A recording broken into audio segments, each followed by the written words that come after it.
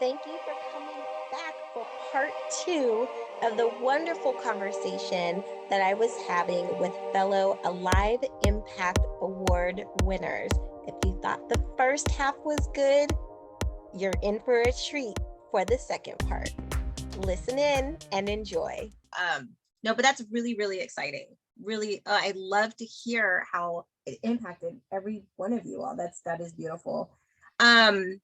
Nicole, can I throw Yeah. something in? Absolutely. Especially Carrie, after what you said, I mentored, we have 4 other people who do volunteer administration in the city, and I mentored all of them and led a CVA study group, and they all passed and they got their CVAs. So I sent in a little, hey, everybody passed and here's, they've got all this and this is what it means. I sent that into the city's internal communications department to have it posted in the internal newsletter. They didn't post it. I won this award. They posted that.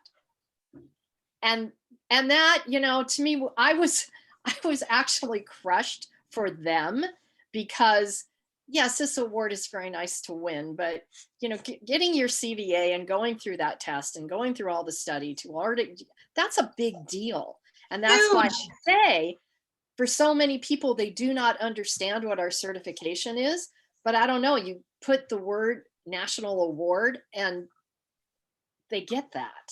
Yeah. And so, I'm hoping each one of them gets nominated for this. I'll be nominating at least one of them. And, because at least that got in the newsletter. Yeah. And then it opens up the opportunity for you to talk about the CVA. And people they'll be like, what is CVA? And I was like, well, to me, it's the equivalent of what an accountant has to take to become a CPA. That's what I have to take to become a CVA. And let me tell you, the amount of sweating I think is about the same. We're not even going to talk about what my proctored video probably looked like, the stress that I was under. Oh my gosh. But it all worked out and it was all worth it. So I don't know about the rest of you, but our IT department is like in their own little world. And after I won this award, they were like, oh, hey, you know what? I could do Powtoons for you and I could create this for you. And what about this? And what about that? And I was like, oh my gosh, here they go. They turned the light bulb on. They realized we could do stuff. They could do stuff that could help volunteers, recruiting, recognizing, and all that. So we now have a really, really strong partnership. So I am glad to share that too. I love it. So it helps interdepartmental collaboration. I'm telling you, this little award is not little. It's huge. It's opening up doors. It's gaining exposure. It's allowing for greater greater collaborations. It opens up new networking opportunities. Just all of these things that I am pleasantly surprised have come out of it, because I would have never thought when I saw, hey, a Live Impact Award, like, oh, okay. But I would have never known and understood the depth of the award just from that. So that's why I was so passionate about really trying to let people know about it and encourage them to either nominate yourself or nominate somebody else or do both, because you just never know. Yes, Rebecca. I was just going to say, I was really pleased to have won this award in 2020 after a really difficult first year of the pandemic, really first 6 months of the pandemic, where so many things changed personally and professionally for every single one of us. To even have that award continue on as a opportunity for volunteer engagement professionals was really meaningful, because it brought a sense of normalcy to a really difficult time, but it also was really special to be recognized in that way during a really difficult year. And I'm sure that those who won in 2021 can agree, because that was a really difficult year as well. So just wanted to put that out there, that it really was a great confidence boost, and motivation to continue working full steam ahead during a couple of years that were really difficult. Yeah, absolutely. Absolutely. I agree. I agree completely. Why do you think people should nominate themselves? I'll speak to that. I think that I think it sets a tone for the volunteer engagement field that for so long has been lacking. We've always had this mindset of we shine light elsewhere, away from us and onto other people. But by elevating each other and elevating yourself in the field, you are bringing everyone up with you, because you're legitimizing the field as you pursue professional development and awards at a national level that really bring attention from those who even work in nonprofit organizations but don't fully understand what we do. Mhm. So being able to use it as an education piece, but also I think we have to get away from this culture of selflessness, in the sense that, it's not about me, it's about the good work that everyone does. But what is that saying to people who are thinking about going into the field? That this is a field of martyrs who are Yeah. just wanting to, give everyone else the limelight. But inside, we know that validation is important for everyone, whether they're a volunteer engagement professional or not. And so being a leader in the field and nominating yourself, it sends a strong message to other people. And I love what you said about we're shining the light on others, but in order for us to shine the light on others, we ourselves first have to shine, because you can't shine light that you don't have. So it's got to be coming from somewhere. So nominate yourself. Okay. Anyway, Carrie, you're saying? My outlook is much less altruistic, I think, than Rebecca's. One of my favorite quotes is, "You miss 100% of the shots that you don't take." Everybody knows that, by Wayne Gretzky. And that's kind of how I feel about the self-promotion. Especially we as women are taught to just accept whatever is given to us, and just to say, "Oh, thank you for a paycheck," and thank you for patting me on the head and being, "Oh, what a good little staff person you are." So pushing back and saying, no, we are worthy of this. We deserve this recognition. Our jobs matter. And I think that's something, at least in the healthcare field, that was really noticeable in 2020 and 2021, is when the volunteers were not in the hospital to do all the little tasks that normally went unnoticed, people went, I guess they do something. I guess they do bring value. And so when we welcomed them back, it wasn't just a welcome back. It was a huge welcome back parade almost.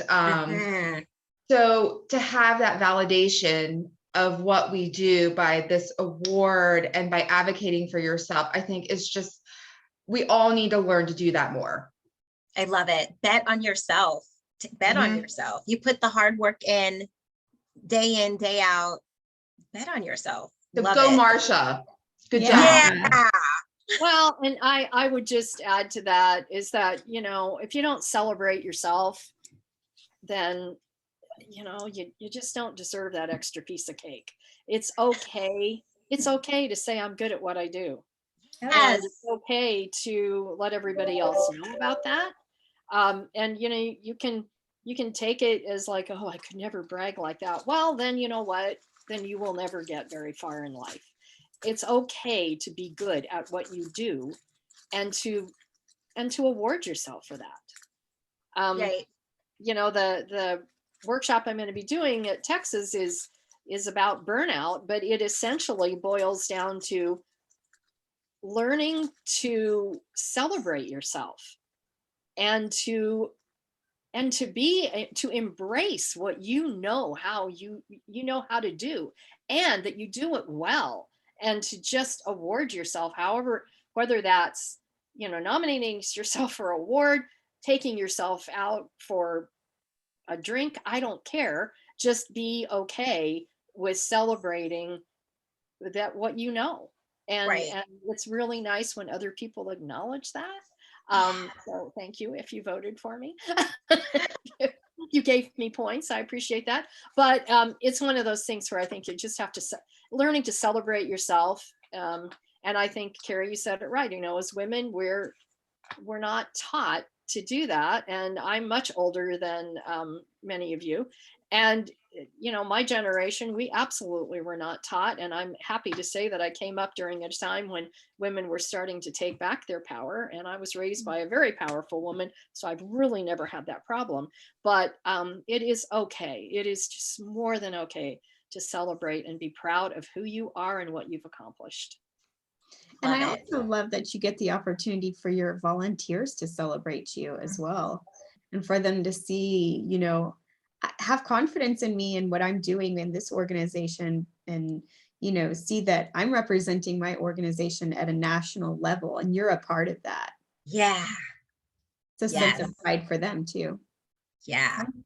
I'm just afraid, Marcia, that your nomination wouldn't have happened in your career, and that would have been a loss for all of us because none of us would have been able to read about it or celebrate you. So I'm 100% behind you nominating yourself.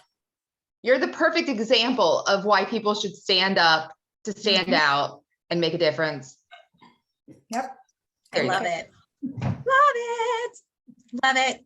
Okay, here's the question. So we've been talking everything about the nomination and everything. So where were you when you found out that you won, and how did you feel? I was in my office when I got the call, and I think it was from Gretchen, actually.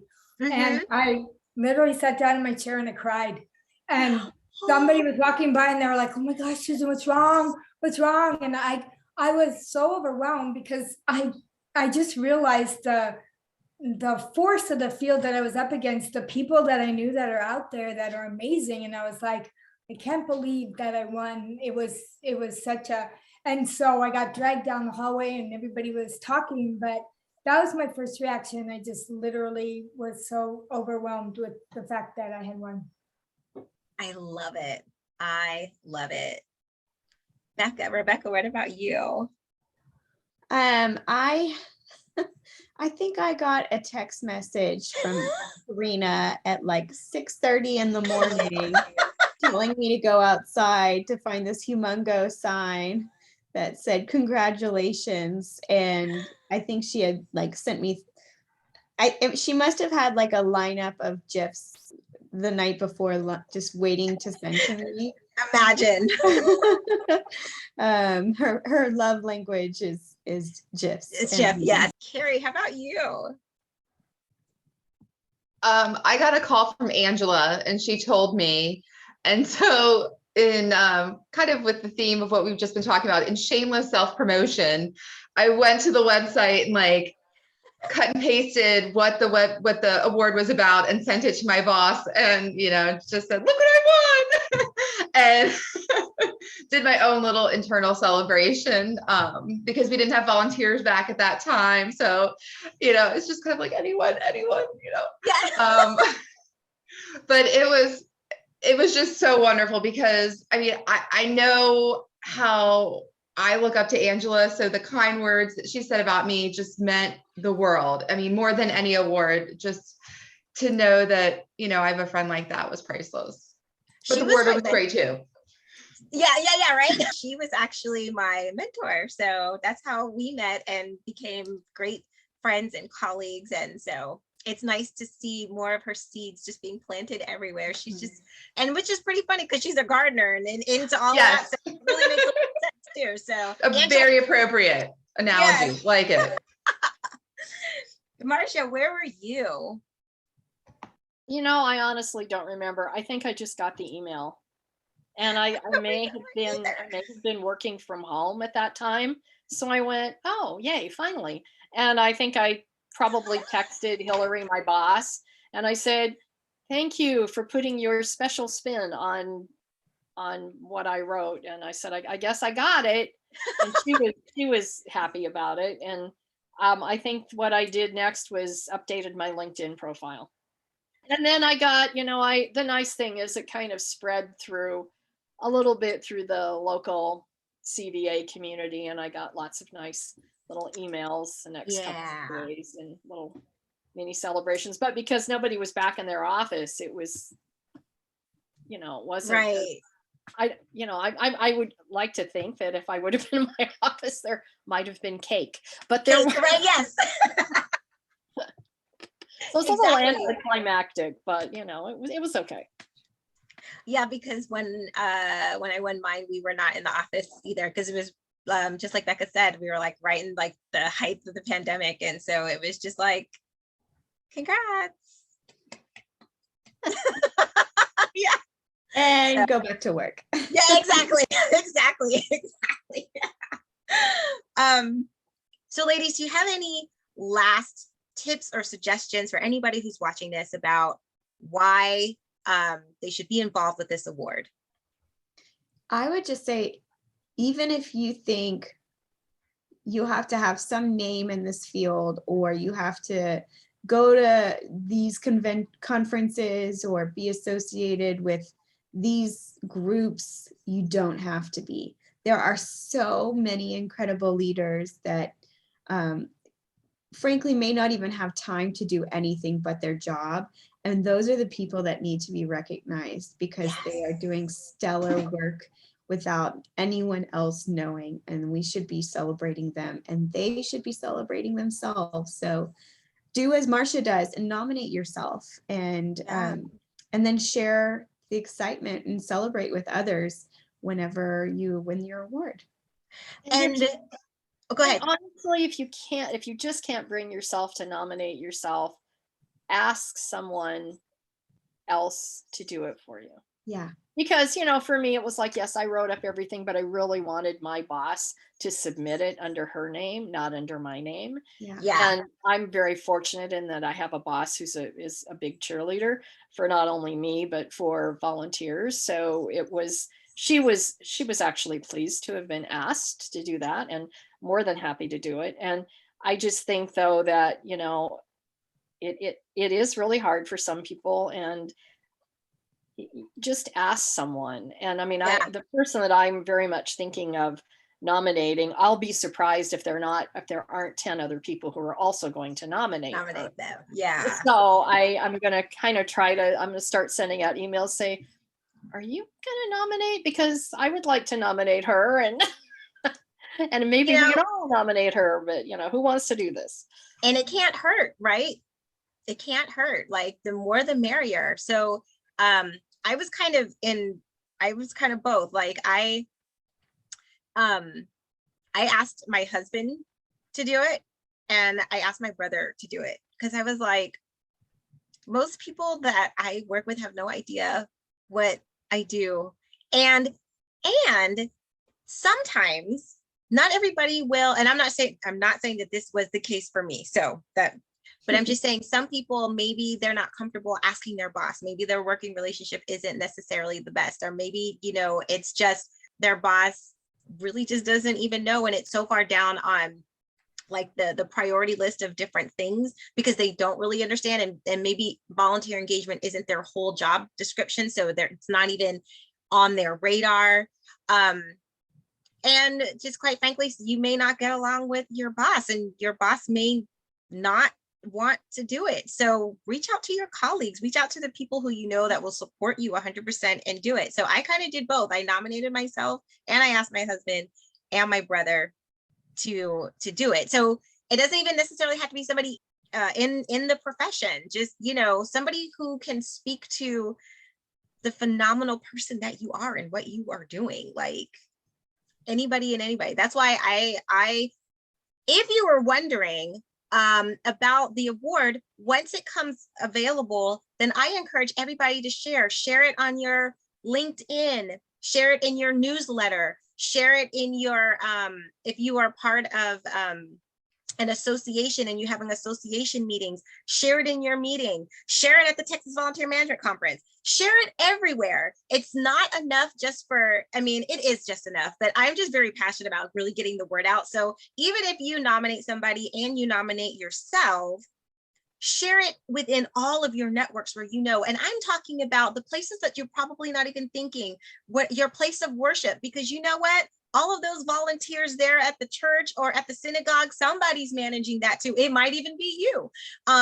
Somebody, you know, it doesn't always have to be like that big nonprofit organization that you know about. It's those local, smaller organizations who you know, it could be Parks and Recreation or, you know, a small, I don't know, but anywhere where there's volunteers, somebody is looking out for them and that person should be recognized. So help us to spread the word, put it on your social media, put it in your newsletter, put it wherever else somebody can read about it to nominate others that are in the profession. Anybody else have any other suggestions of where to put it out? I'll have to say that in Texas, we have the One Star Foundation, which is our governing, at the state level, our governing board for AmeriCorps and all things volunteerism in the state. And I'm sure that many other states in the country also have a similar statewide department. So encouraging it at the statewide level too. I love that. You hear all that, you state volunteer engagement people? Put that out there. I used to work at the State Office of Volunteerism here in Delaware. So thank you for that, Rebecca. I will share that with my former colleagues there. Thanks. Yes, I love it. I'm getting chills just thinking about it. It's going to be so great. It's going to be so great. Yeah, I'll just say thank you, Nicole, for this opportunity and for bringing us together to talk about this award. I think this may be the first time that a group of winners has come to the same place to really speak about it and the impact that it's had. So thanks for having this platform for us to do that. Of course, it's my pleasure. It is my pleasure. I love it. And with that being said, thank you for joining us for this episode of From the Suggestion Box. You heard a lot of great suggestions today of what you need to do. So be looking out for that announcement when the Alive Impact Award nominations open. I hope you are all over it. And until then, I hope you join me in the future for more episodes. You can click below and hit subscribe. I hope to see you then. Have a great night. Thank you so much. You'll see you then. Bye-bye. Bye.